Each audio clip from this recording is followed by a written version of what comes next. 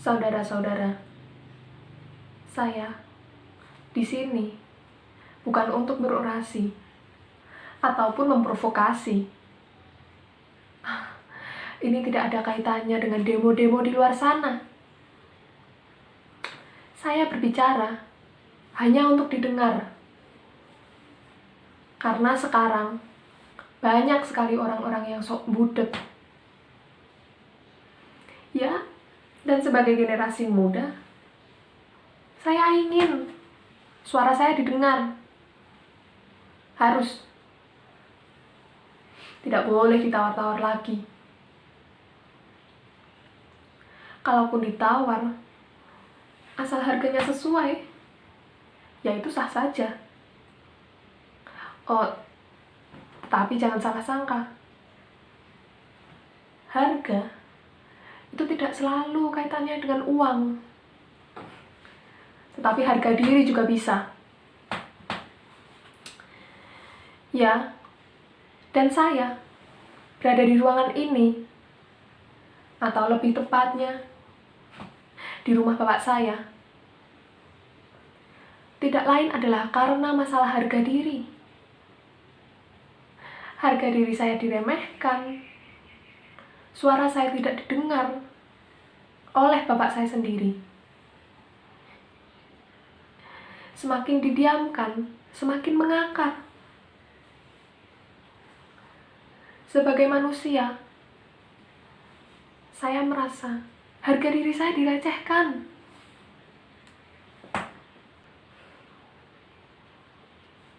Berbagai cara sudah saya lakukan, tetapi buntu. Orang yang sudah memiliki kekuasaan tidak mau mendengarkan saran, kritik, maupun permintaan. Ya, itulah penyakit orang ketika sudah berkuasa. Tidak mau diusik. Tetapi terus terang saudara, saya berbicara hanya untuk menggugat bapak saya. Saya ingin perubahan itu ada. Ya, perubahan pada diri saya dan juga bapak saya yang selama ini hanya duduk ongkang-ongkang di kursi kesayangannya.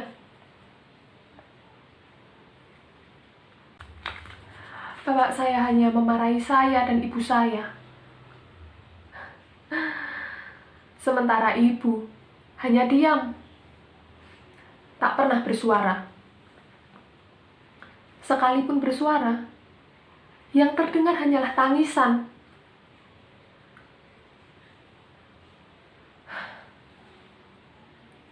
Karena itu, izinkan saya untuk memulai perubahan ini. Ya, inilah awal dari kisah saya.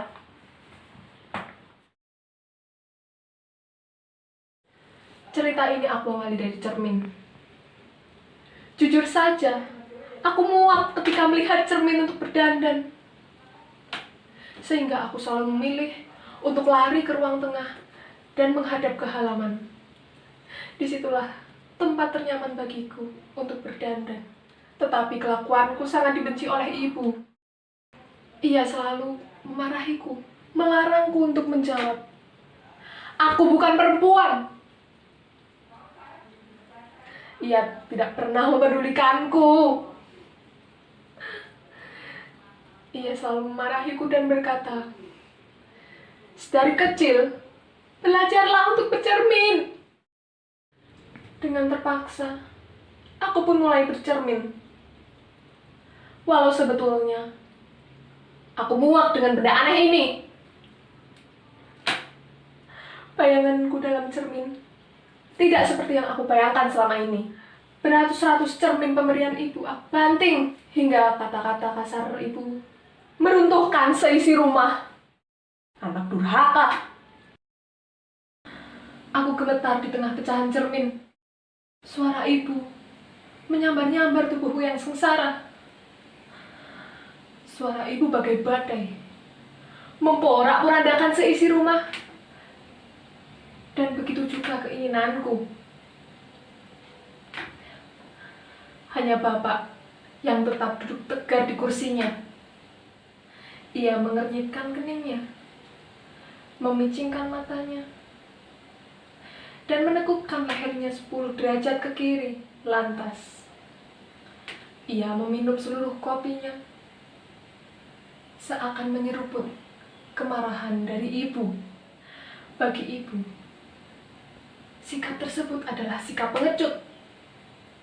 Tetapi aku justru tertarik dengan sikap itu. Ya, persekutuanku dengan Bapak membuat ibu perlahan-lahan menjauh, membuat ibu bosan menyeretku ke kamar dan membenamkan wajahku ke dalam cermin. Semakin lama, hubunganku dengan ibu semakin renggang.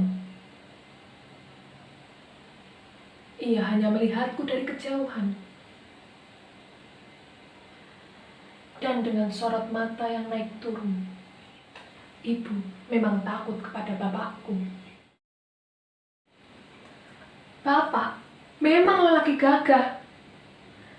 Ia seperti Raja Jawa yang memiliki puluhan garwa selir dan juga prajurit yang setia kepadanya.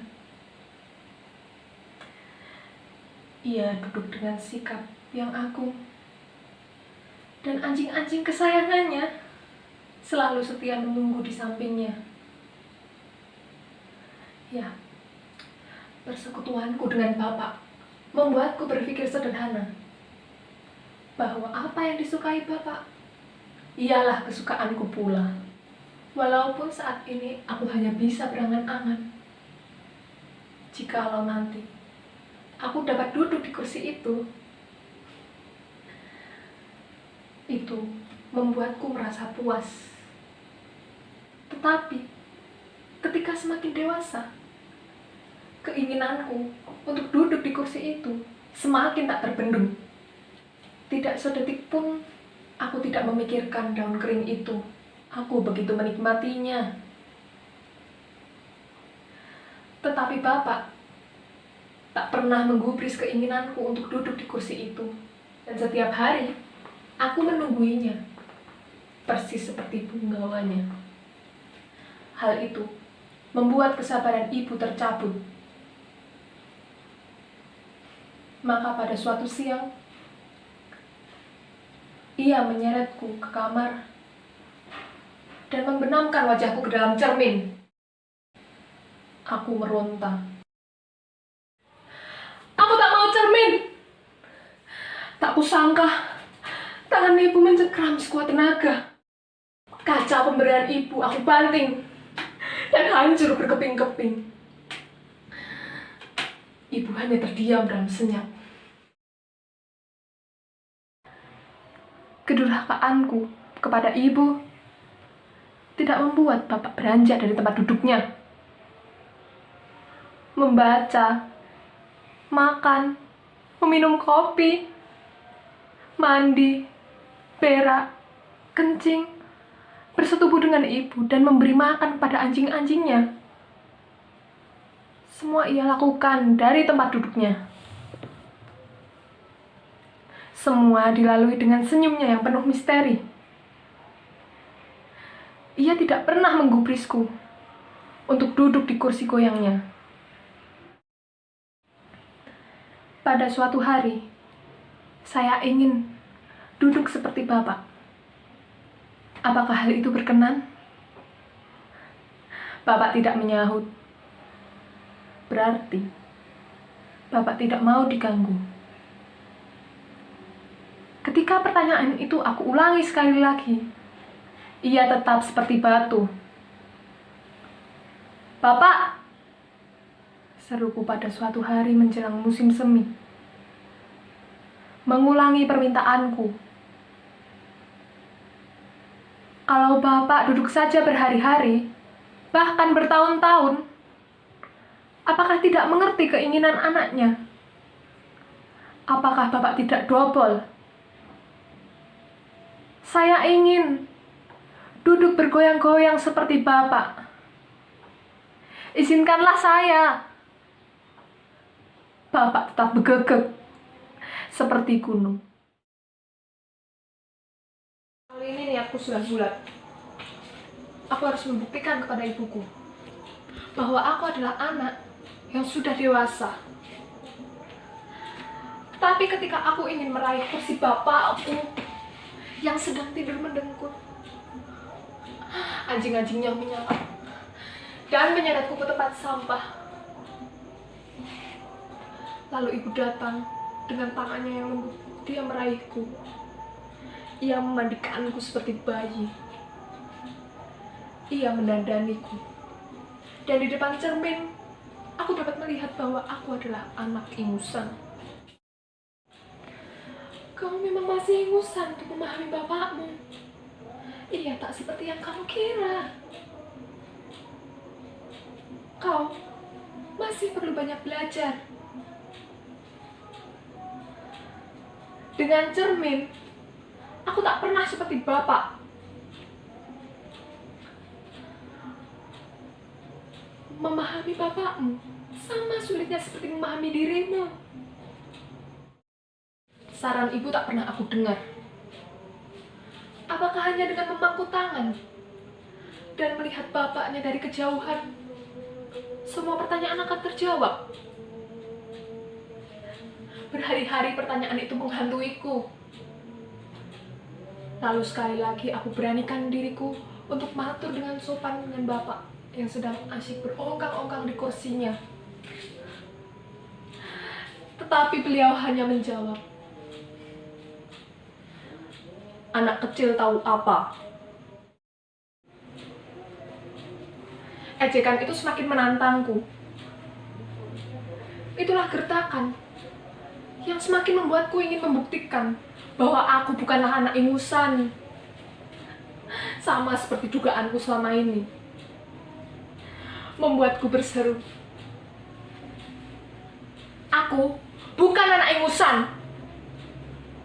Dan aku akan mengusikmu dari keangkuhanmu."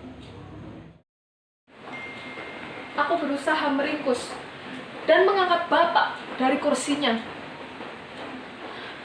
Astaga, bahkan pantatnya sudah mengakar pada pori-pori kursi. Melihat nafasku yang naik turun, bapak tersenyum sinis. Tanpa dikomando, anjing-anjingnya yang setia itu menerkamku dan menyeretku ke tempat sampah. Bapak tertawa terbahak-bahak, sedangkan ibu menangis sedikit. Kesedihan ibu membuatku semakin menekat.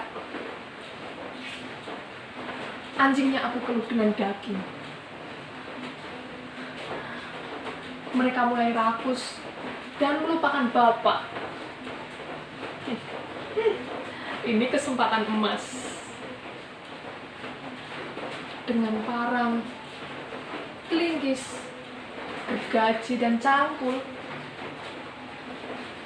aku cabut akar bapak satu persatu.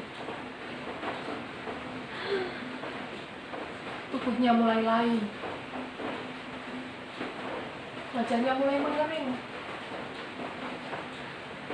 Kulitnya mulai mengelupas dan berserakan di lantai. Ia pun roboh. Aku berontak girang. Ibu menangis sedih. Dan bapak tertawa sinis sambil mengumpulkan asap rokoknya. Aku kira bapak akan terus tersenyum meskipun ia menderita. Ternyata sangkaanku meleset jauh. Senyumnya bapak, tawanya bapak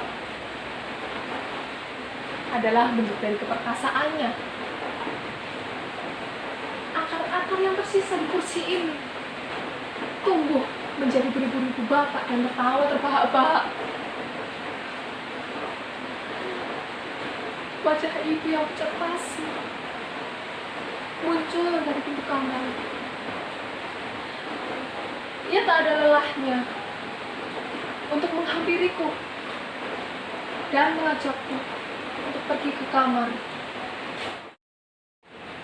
Benarkah aku anak durhaka, Bu? Tetapi ibu tidak menjawab. Ia membuka jendela kamarnya, dan angin dari luar begitu kencang. Terlihatlah sebuah hutan belantara yang luas. Dunia kesatria adalah amarta. Kamu harus membangun singgahsanamu sendiri, Nak. Seperti para Pandawa. Di hutan sanalah kamu akan memulai semuanya. Setelah bertahun-tahun aku mengembara, lalu aku kembali ke hadapan bapak dan ibuku. Lalu kutunjukkan sebuah kursi yang mirip dengan milik bapak. Ibuku bangga kepadaku dan menepuk pundakku. Sedangkan bapak hanya tersenyum kecut. Sekarang akhirnya aku bisa duduk seperti bapak. Duduk mendingkrang dan ongkang-ongkang di kursi kesayangannya. Iya, sekarang kamu bisa, Nak, ucap ibuku bangga. Tetapi, bapakku tidak ingin duduk berdampingan denganku. Dan akhirnya, ia bersama anjing-anjingnya kesayangan itu memilih untuk pergi meninggalkan kami. Meninggalkan kami tanpa permisi. Meninggalkan kami tanpa permisi. Itu bukanlah suatu sikap yang satria. Itulah mengapa aku merasa kecewa dan tidak bangga dengan ayahku sendiri. Kini, kursi milik bapak ditinggalkannya begitu saja. Konon katanya, kursi itu dicuri maling. Tetapi berita yang aku dengar, kursi itu dibawa lari oleh bayangan bapak yang kini masih bergentayangan. Sementara sekarang, kursi yang aku buat kini semakin banyak tiruannya. Semua orang memiliki hak untuk duduk. Mereka bebas mendingkrang, tersenyum sinis, dan berlagak seperti raja Jawa. Ya, sekarang sayalah rajanya.